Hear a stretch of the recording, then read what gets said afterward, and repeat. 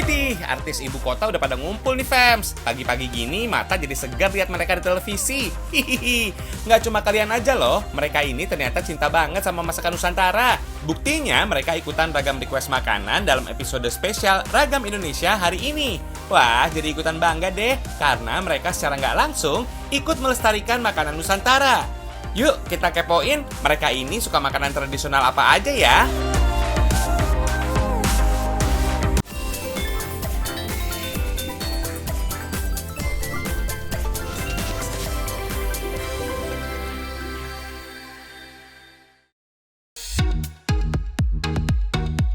Lanjut fams, kita ke presenter kelahiran Bandar Lampung ini. Kayaknya sih mau dibuatin masakan khas dari Sumatera ya. Halo Ragam Indonesia, saya Robi Purba. Aku mau dong dibuatin pindang patin khasnya Lampung. Kenapa aku suka itu, apalagi kalau misalkan ditambah sama nanasnya, sambelnya, aduh enak banget ya. Kenapa aku suka? Karena memang aku suka patin, satu, proteinnya juga tinggi, dan gak perlu digoreng karena ikan patin itu rebus, jadi tetap sehat. Please masakin ini bener-bener adalah masakan Nusantara yang mantep banget nih. Pindang patin Lampung, masakin ya. Makanan sehat emang penting ya fams, apalagi saat pandemi virus COVID-19 yang masih melanda dunia. Pindang patin dengan nanas emang segar disantap pagi-pagi begini. Pindang memang menjadi bagian yang tak terpisahkan bagi masyarakat Palembang. Bahkan hampir setiap daerah di Sumatera Selatan punya pindang yang rasa, bumbu, kuah, dan cara masaknya sedikit berbeda. Tapi semuanya tetap sama di cita rasanya, asam manis dan sedikit pedas. Kalau di Pulau Jawa sih, pindang malah identik dengan ikan basah yang diawetkan tuh fams. Beda jauh banget ya sama pindang di sini. Intip bahan-bahannya dulu nih fams. Wah, ada irisan buah nanas, asam, terasi, dan juga jeruk peras. Oke, haluskan bumbu-bumbunya ya. Ikan patin merupakan ikan air tawar yang hampir tidak bersisik. Daging ikan patin sangat lembut dan gurih, dan kaya dengan lemak esensial atau lemak baik. Lemak ikan patin kaya akan DHA dan EPA, omega 3 yang kandungannya mirip dengan ikan salmon, tuna, dan sarden loh fams. Tambahkan asam dan terasi untuk rasa asam dan gurih. Irisan buah nanasnya juga ya. Ini yang memberikan rasa asam sekaligus manis pada pindang. Selain itu, nanas bisa mengurangi amis pada ikan fams. Oh iya, karena daging ikan patin cenderung mudah rusak alias hancur, tunggu aja sampai matang ya. Kalau mau diaduk, pelan aja, biar ikannya nggak hancur atau rusak. Sudah matang fams. Tambahkan daun kemangi biar pindangnya makin sedap, wangi, dan lezat. Biasanya beberapa ikan air tawar juga dipakai untuk pembuatan pindang, mulai dari ikan baung, ikan toman, dan ikan gabus. Ketiga ikan ini punya tekstur yang sama dengan patin. Tapi ikan lele jarang fams. Alasannya sih karena daging ikan lele berlendir dan kurang enak katanya kalau dibuat pindang. Kalau pindang patin ini lemak nian alias enak bener. Hahaha. Semuanya pas. Ada sensasi segar dan asam dari asam jawa, nanas, dan juga kemangi. Ada rasa manis gurih dan juga pedas tercampur sempurna. Kayaknya nih pindang bisa dibilang tom yumnya Indonesia kali ya. Asik!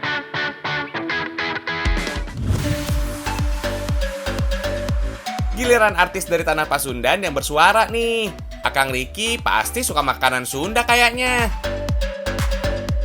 Halo, buat tim Ragam Indonesia, saya minta tolong untuk dibuatkan makanan ayam taliwang yang pedas. Oke, thank you.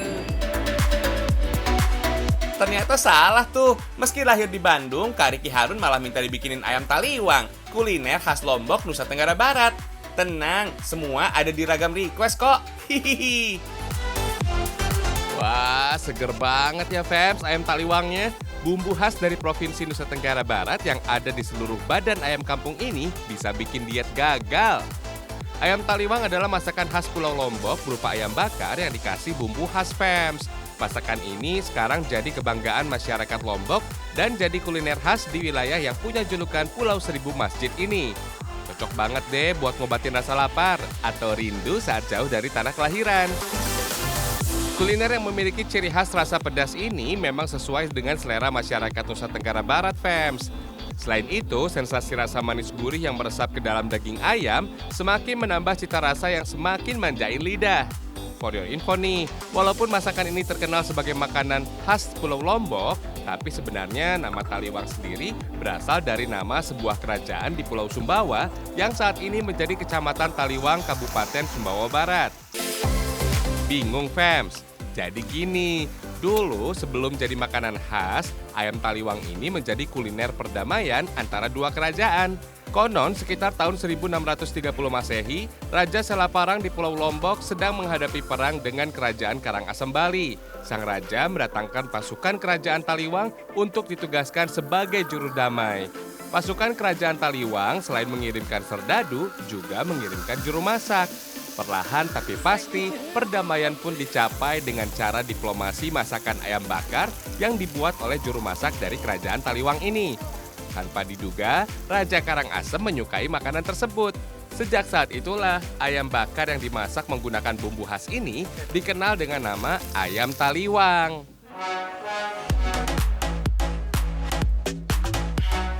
Kalau lagi makan ayam taliwang, jangan ketinggalan sama plecing kangkungnya, fams.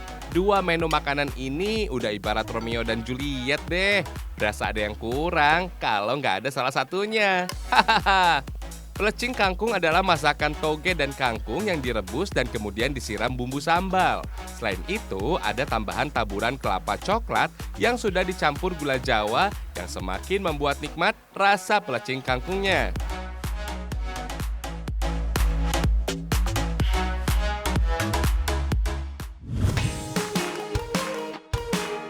Belum selesai, fams. Masih ada request masakan dari aktor Ilyas Bachtiar. Langsung aja deh, sebut makanan kesukaannya ya. Aku Ilyas Bachtiar karena aku suka banget masakan Padang. Itu masakan favorit aku sepanjang masa. Dan aku suka banget sama dendeng batoko sama ayam pop. Karena benar-benar itu makanan yang menurut aku tuh luar biasa banget kalau masuk perut ya. Terus aku berharap banget sama Ragam Indonesia dibuatkan makanan itu karena aku suka banget dan aku pokoknya tunggu untuk makan itu. Oke. Biar makin istimewa, kita bikinin dendeng batokok dan ayam pop dari negeri asalnya, Ranah Minang. Balik lagi ke ranah Minang nih, fams. Kita santap olahan dendeng. Kalau dilihat bentuknya, daging dendeng ini teksturnya lebih empuk. Gak renyah kayak dendeng biasanya. Kenalin ya, ini namanya dendeng lambok. Kuliner khas Minang ini dibuat dari daging sapi. Sama kayak daging dendeng pada umumnya sih. Dalam bahasa Minang, lambok berarti lembab atau basah, fams. Nama lambok diberikan karena tekstur daging sapi diolah agak basah dan lembab. Sekarang kita bikin dendeng balado dan dendeng lado mudo ya. Bahan yang dipakai ada bawang merah, kemiri, jahe, lengkuas, garam, cabai merah, dan cabai hijau. Iris daging menjadi tipis seperti ini ya.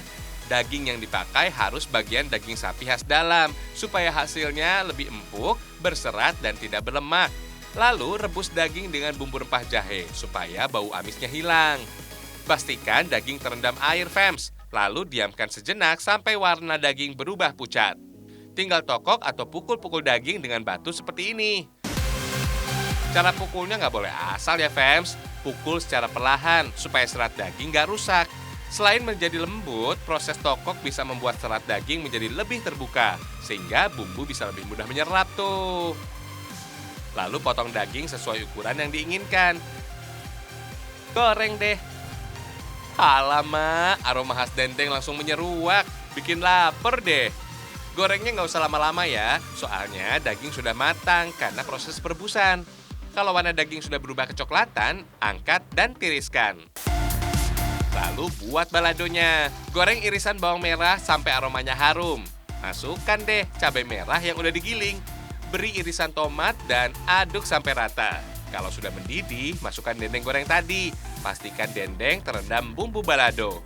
Diamkan sejenak sampai bumbu meresap sempurna. Untuk lado hijau, jumlah bumbu yang dipakai harus lebih banyak, fams. Cabai hijau memiliki aroma yang agak langu, jadi tambahkan bawang merah dan kemiri. Setelah ditumbuk, bumbu digoreng dengan irisan bawang. Campur deh daging dendengnya.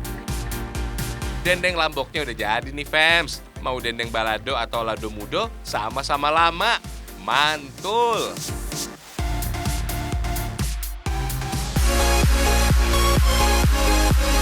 Kalau ke Bukit Tinggi, wajib nih datang ke rumah makan legendaris ini. Di sini menyediakan menu unggas yang gak kalah ngegas. Ini dia, ayam pop yang sangat populer. Katanya sih rumah makan Family Benteng ini sudah ada sejak tahun 1948. Widih, lama juga ya. Fams, ayam pop ini juga dikenal dengan sebutan ayam populer. Ayam pop dimasak dengan bumbu rempah dengan digoreng sebentar agar tekstur kulitnya agak crunchy. Rasanya dijamin lama banget. Daging ayam yang lembut dipadukan dengan sambal tomat yang khas bikin tambah nafsu makan loh. Apalagi kalau dihidangkan dengan masakan khas Minang lainnya. Dijamin bisa gagal diet deh. Hihihi. Sejak dulu, rumah makan yang terletak di dekat Benteng Fort The Cook ini terkenal dengan masakan khas Minang, Fams, seperti rendang, ikan bakar, dan olahan ayam. Tapi olahan ayam menjadi menu yang paling diburu oleh pembelinya. Mulai dari rendang ayam, ayam bakar, ayam goreng, ayam gulai, dan ayam lado merah. Pokoknya selalu habis terjual setiap hari. Supaya pembeli nggak kecewa, pemilik rumah makanan ini kemudian berinisiatif membuat olahan ayam sederhana tanpa waktu yang lama. Lahir deh si ayam pop ini. Oh iya, dinamakan ayam pop karena menu ayam ini dulu sangat populer di Bukit Tinggi. Daripada bingung diberi nama apa, jadi dinamakan ayam pop sesuai dengan kepopulerannya saat itu. Meski sudah ada sejak puluhan tahun, rasa ayam pop di rumah makan ini gak pernah berubah. Tampilannya emang terlihat pucat dan biasa aja, tapi rasanya lamak nian. Karena ukurannya kecil, satu orang bisa menghabiskan 3-5 potong ayam dalam sekali makan. Banyak amat, doyan apa lapar tuh. Dalam sehari, rumah makan ini dapat menghabiskan 100-250 ekor ayam pop, Fams. Laris ya. Sekarang kita kasih resep bikin ayam pop. Bumbunya ada bawang putih, garam, telur bebek, merica, ketumbar, bumbu hitam khas Minang, kayu manis, daun jeruk, daun salam, batang serai, mentega, dan ayam pejantan. Dulu emang biasa dipakai ayam kampung. Karena banyak permintaan, maka diganti jenis ayam pejantan. Jenis ayam pejantan ini juga berumur 2-3 bulan loh. Syarat membuat ayam pop, kuliti kulit ayam dulu, Fams. Tujuannya untuk menghilangkan lemak yang bisa menghambat proses penyerapan bumbu. Lanjut, ulek bawang putih, Fams. Jumlah bawang putih untuk membuat ayam pop harus banyak untuk menghilangkan bau amisnya. Sekarang panaskan air, masukkan bawang putih halus serta campuran mentega dan telur bebek. Selain menambah aroma dan rasanya, campuran ini bisa membuat ayam pop terlihat lebih mengkilat dan menarik. Harus terus diaduk supaya airnya tidak menggumpal. Kalau sudah seperti ini, tinggal masukkan ketumbar, bumbu hitam, merica, dan bumbu rempah lainnya. Kalau warna air berubah kecoklatan, tinggal saring rempah sampai bersih. Ayam pop harus dibersihkan dari sisa rempah agar tidak merusak cita rasanya. Tapi jangan sampai buang sisa air rebusannya. Soalnya masih bisa digunakan untuk merebus ayam pop sampai 15 kali perendaman. Katanya sih semakin lama kuah rendaman ini, maka semakin enak juga rasa ayam pop tuh. Mungkin karena kaldu yang keluar semakin banyak ya. Jadi ayam pop bisa semakin gurih deh. Wait, Fams, jangan lupa beri garam pada ayam. Aduk-aduk dan pastikan ayam terendam sempurna dengan bumbu. Tinggal masukkan ke dalam kuah rendaman deh. Rebus kurang lebih 20 menit sampai bumbunya meresap ke dalam daging ayam. Kalau warna daging berubah menjadi putih, tandanya ayam pop sudah matang. Tinggal angkat dan goreng ke dalam minyak hangat kurang lebih 2 menit sampai tekstur luar ayam sedikit crunchy. Tada, ayam pop udah jadi deh. Selain memiliki cita rasa yang enak, mengkonsumsi ayam secara rutin dapat membantu pembentukan otot tubuh tuh. Hebatnya lagi, makan daging ayam ternyata dapat membantu menurunkan berat badan. Pantesan aja daging ayam sangat dianjurkan dikonsumsi oleh orang yang sedang diet, terutama bagian dada daging ayam yang kaya serat dan protein. Jadi perut nggak gampang lapar tuh. Fams, ada penyanyi legend Ita Purnamasari juga nih yang mau ikutan ragam request. Tapi presenter ngehits ini juga nggak mau kalah ikutan. Ayo, silakan Kak Ita dan Disti. Halo Ragam Indonesia. Aduh, saya tuh favorit banget makan yang namanya rujak cingur. Alasannya ya karena saya kecil sampai gede di Jawa Timur, di Surabaya. Sekarang kangen banget untuk makan rujak cingur. Kalau nyari rujak cingur nggak di Surabaya, rasanya kok kayaknya memorinya beda ya. Gimana kalau aku minta tolong sama Ragam Indonesia untuk bikinin makanan favoritku, yaitu rujak cingur. Wah, pasti lagi kangen sama kampung halaman ya. Hihihi. Olahan sapi yang populer dari Jawa Timur adalah rujak cingur, fams. Dalam satu mangkuk, rujak cingur dihidangkan dengan aneka sayuran dan tambahan irisan cingur sapi. Cingur dalam bahasa Jawa berarti mulut, fams. Katanya sih, rujak cingur awalnya muncul dari Mesir. Awalnya, seorang juru masak kerajaan bernama Rozak menghidangkan raja sebuah masakan yang terbuat dari lidah onta. Saat Rozak memutuskan untuk mengembara ke wilayah timur Jawa, ia menyebarkan resep penemuannya. Karena sulit mendapatkan mulut onta, maka diganti dengan mulut sapi, fams. Perlahan, kelezatan kuliner buatan Rozak semakin dikenal di Jawa Timur. Supaya gampang disebut, maka dinamakanlah rujak cingur. Di warung ini juga ada minuman legendaris. Ini dia, fams, wedang tape hitam. Minuman ini sudah ada sejak tahun 1950-an. Minuman ini dibuat dari tape ketan hitam, santan, gula, dan air panas, fams. Santan yang dipakai untuk minuman ini menggunakan santan perasan pertama. Jadi rasanya masih gurih dan enak banget. Apalagi berpadu sama ketan hitam dan air panas. Bikin mulut dan tenggorokan hangat, fams. Oh iya, fams, tape adalah salah satu makanan tradisional Indonesia. Tape dihasilkan dari proses fermentasi dari singkong atau beras ketan. Katanya sih, proses fermentasi bisa meningkatkan kandungan vitamin B1 mencapai 3 kali lipat. Vitamin ini diperlukan oleh sistem saraf, sel otot, dan sistem pencernaan agar berfungsi dengan baik. Tape ketan hitam ini juga punya banyak manfaat loh. Di antaranya dapat mengikat dan mengeluarkan racun dari dalam tubuh, mencegah anemia.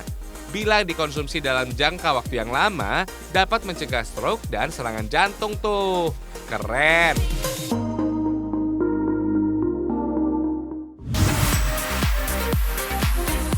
Kita mulai dari penyanyi sekaligus aktor dari Medan, Sumatera Utara ini, fams.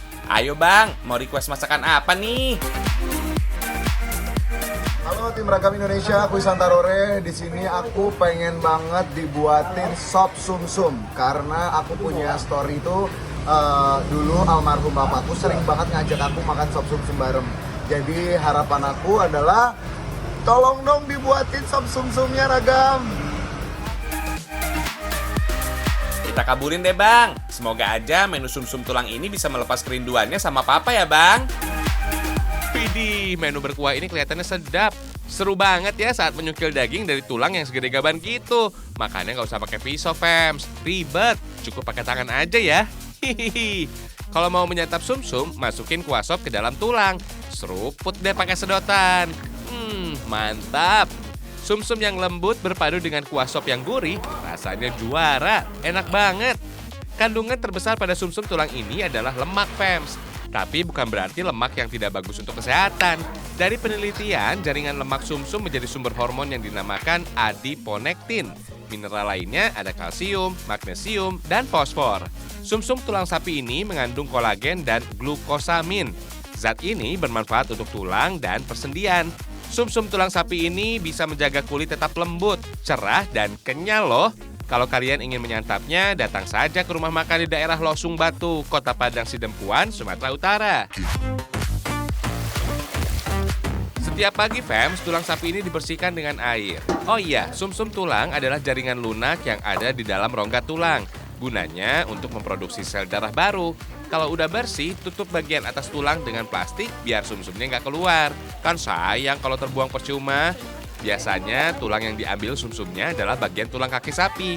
Soalnya bentuk tulangnya lurus, besar, dan tebal dari bagian tulang lainnya. Sehingga sumsum lebih mudah diambil, fams. Kalau tulang sapi udah bersih, masukkan ke dalam panci yang sudah diracik bumbu rempah yang khas. Eits, gak usah takut sumsum jatuh ke dasar panci. Biasanya butuh waktu sekitar 1 jam memasak sumsum sampai teksturnya lembut. Rebusan tulang ini bisa menghasilkan kuah kaldu yang gurih tuh. Kaldu tulang sapi ini, fams, biasa dipakai untuk kuah sup, bakso, dan soto. Gak cuma sumsum aja tuh. Kuah kaldu yang dari rebusan tulang sapi ini bisa meningkatkan kualitas tidur loh. Wah, bisa tidur nyenyak dong malam ini. Hehehe. Katanya sih kandungan asam aminoglisin inilah yang bisa menurunkan gangguan insomnia atau susah tidur. Asupan glisin membuat seseorang mudah mengantuk dan tidak mudah terbangun saat tengah malam. Badan dijamin segar dan fokus esok pagi. Sakti deh manfaat tulang susu sapi ini.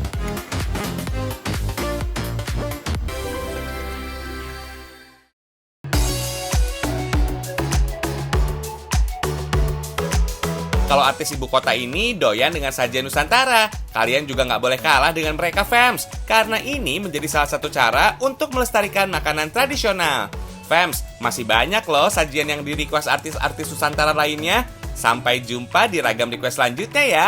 Dadah!